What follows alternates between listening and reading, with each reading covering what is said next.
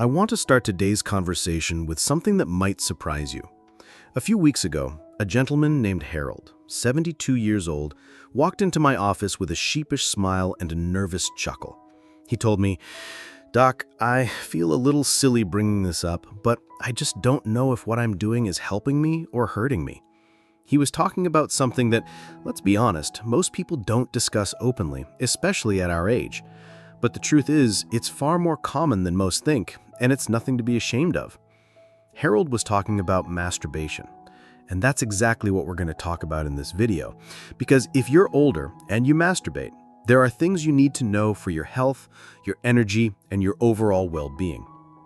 Now, I'm Dr. Nolan Easton, and for over 30 years, I've been working with men and women in their 60s, 70s, 80s, and beyond, helping them navigate the changes that come with aging, especially when it comes to sexual health.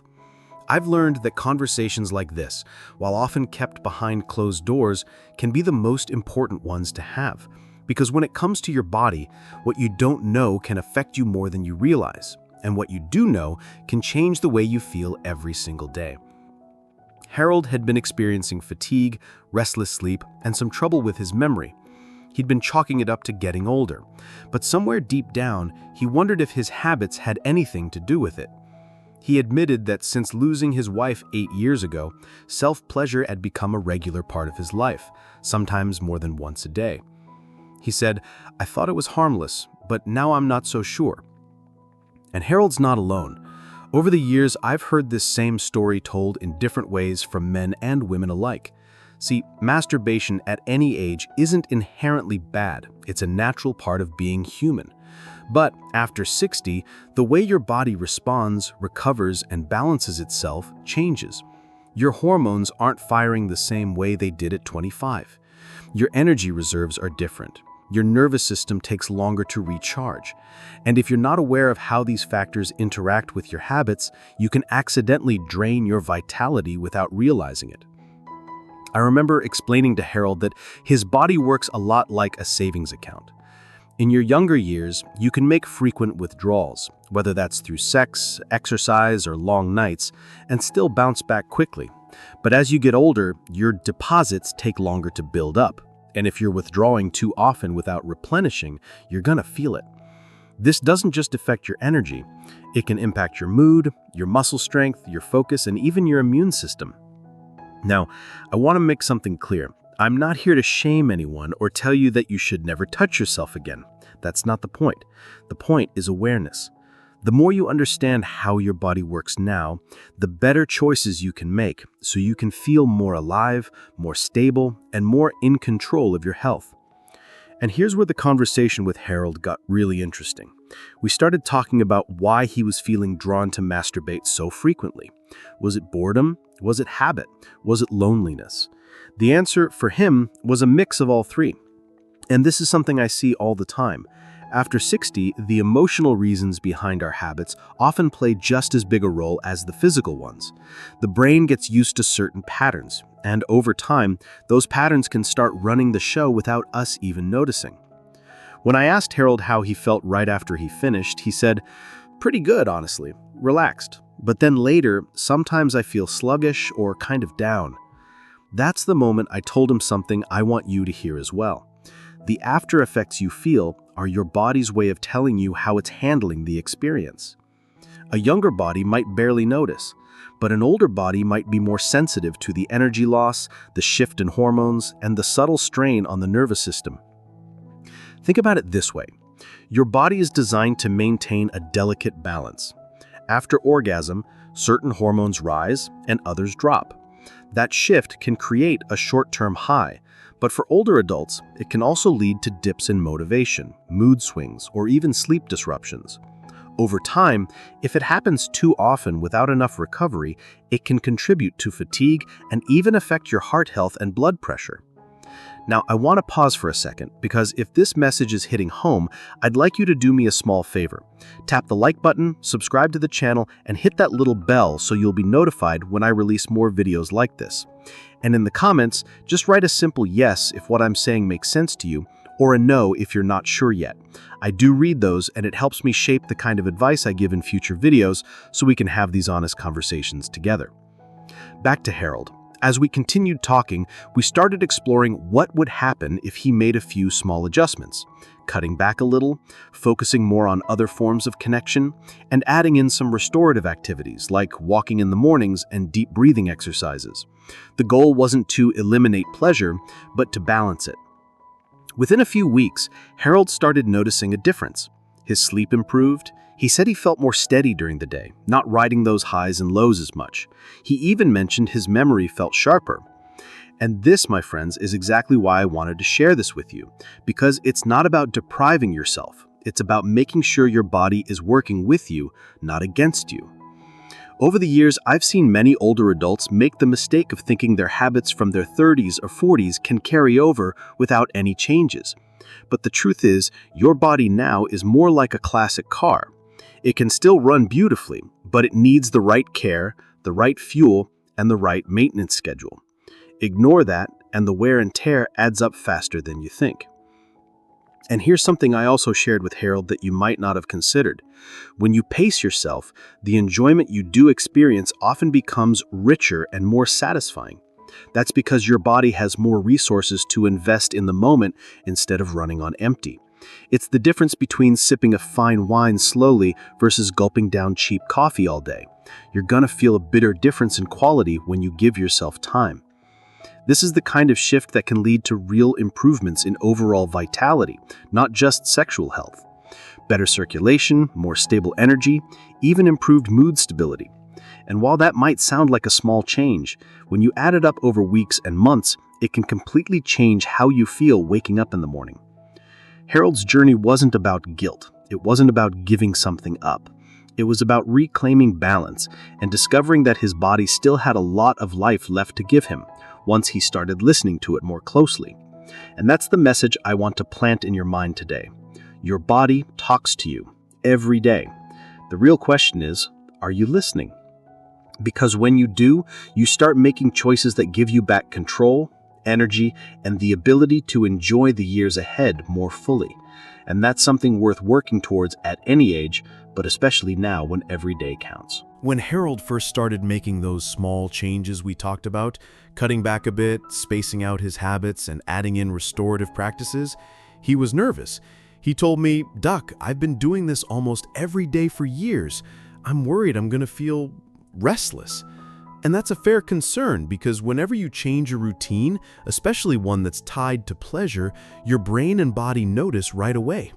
In the first week, Harold did feel that restlessness. He found himself pacing around the house in the evenings, unsure of what to do with the extra time and energy. But that was when we began to work on something important, redirecting that energy into something more nourishing. We found that for him, a short walk outside after dinner gave him a sense of calm and satisfaction without leaving him drained. It's something I often recommend to my patients. If you're going to reduce a habit, don't just take something away. Replace it with something that feeds you in a different way. And here's why this works so well for older adults. At this stage of life, your body is more sensitive to stimulation. That's not a bad thing, it's just different. Your nervous system takes a little longer to reset after peaks in excitement.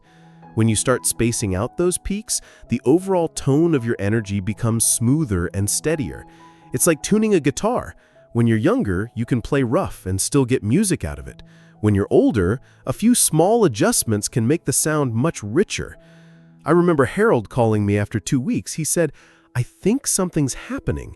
I actually feel calmer during the day." And that calmness is one of the biggest signs that your body is starting to regulate itself better. For many people, the highs and lows of frequent sexual release, especially when combined with stress, caffeine, or poor sleep, can create a kind of invisible tension in the system. Over time, that tension feels normal. It's only when you step back from it that you realize how much of your energy was being burned just trying to stay balanced. This is why I'm sharing Harold's journey with you, because it's not about stopping something you enjoy. It's about giving your body the space to replenish. When your hormones and nervous system get that breathing room, other areas of your life often improve without you even trying. Better focus, better mood, even better digestion in some cases, because your body's not stuck in that constant state of stimulation and recovery. Now, some of you might be thinking, Doc, I hear what you're saying, but what if I don't want to give it up? I'm not hurting anyone and I feel fine. And to that I say, you're absolutely right that pleasure is a natural, healthy part of life. I'm not here to take that away from you. My role is to make sure you're aware of how it affects you now so you can make the choice that supports your health and happiness for the long run. The truth is, I've seen both sides. I've had patients in their 70s and 80s who maintain healthy, balanced sexual habits and thrive. And I've had others who unknowingly overdo it, thinking it's harmless, and then wonder why they're constantly tired, more irritable, or even having trouble sleeping. The difference isn't in whether you do it, it's in how often, why, and how your body responds afterward. I asked Harold to start paying closer attention to that after period. Did he feel energized, relaxed, or did he feel drained and foggy? That one little habit, checking in with himself after the fact, became one of the most powerful tools in his progress. Because the more you tune into how your body feels, the more you start to see the patterns. And when you see the patterns, you can adjust them. Now, I want to pause again here for a quick moment. If you've been finding value in this conversation so far, please take a second to like this video, subscribe, and tap the bell so you won't miss the next one. And in the comments, just write yes if you've ever noticed that your body feels different now than it did after similar activities in your younger years. Or no if you haven't really thought about it before. I do read these and they help me guide what I share with you next. Going back to Harold, by the third week, he was starting to feel more in control. Not just of his physical energy, but also of his thoughts. He said something to me I'll never forget. "It's strange, Doc. I thought this was just about my body, but it's like my mind has more space now." And that's a key point. When you stop running your nervous system at full throttle all the time, it's like turning down the background noise. Your thinking clears up, your mood evens out. I've seen this happen in countless cases. It's not magic, it's biology. Your brain runs on neurotransmitters, those chemical messengers that control everything from motivation to sleep. Sexual release changes those levels. It's designed to because it's part of your body's reward system. But if you're constantly triggering that system without giving it enough recovery time, those chemical levels can get out of balance. And when that happens, you might find yourself feeling tired, unmotivated, or even a bit down without really knowing why. This is especially important for older adults because as we age, the body's ability to produce and regulate these chemicals naturally decreases. That means recovery takes longer, and that's where moderation comes in. Not as a restriction, but as a way to preserve your resources. Harold's energy wasn't just improving, his confidence was too. He told me he was starting to feel more present when talking with friends, he was getting outside more, reading more, and even called an old buddy to go fishing.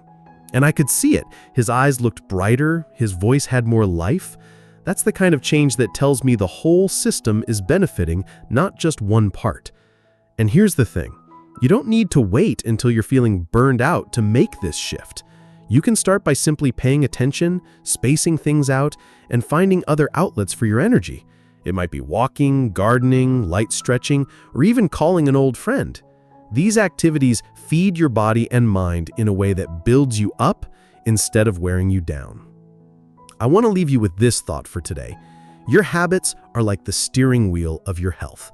Every little turn you make, left or right, shapes the road ahead.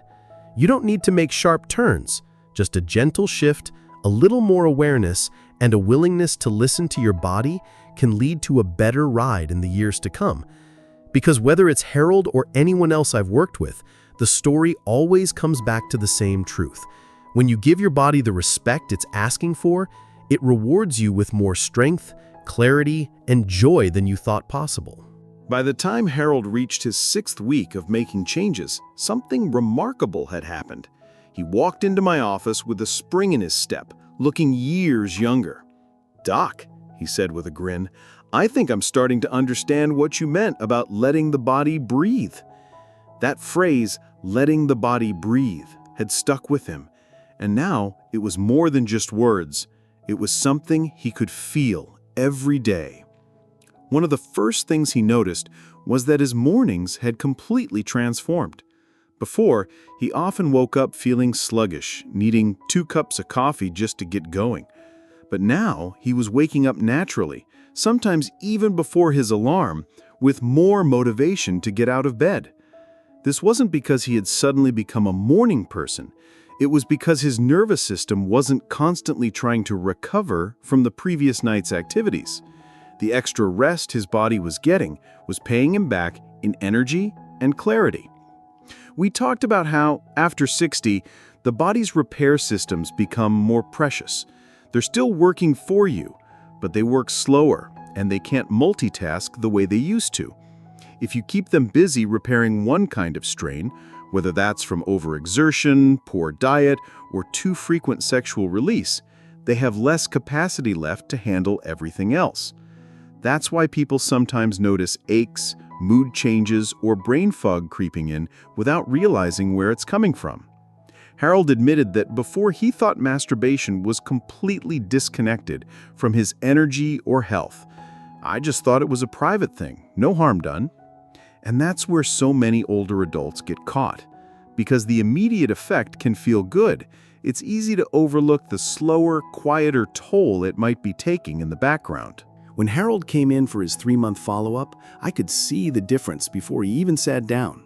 His handshake was stronger, his shoulders straighter, and there was a calmness in his face that hadn't been there before.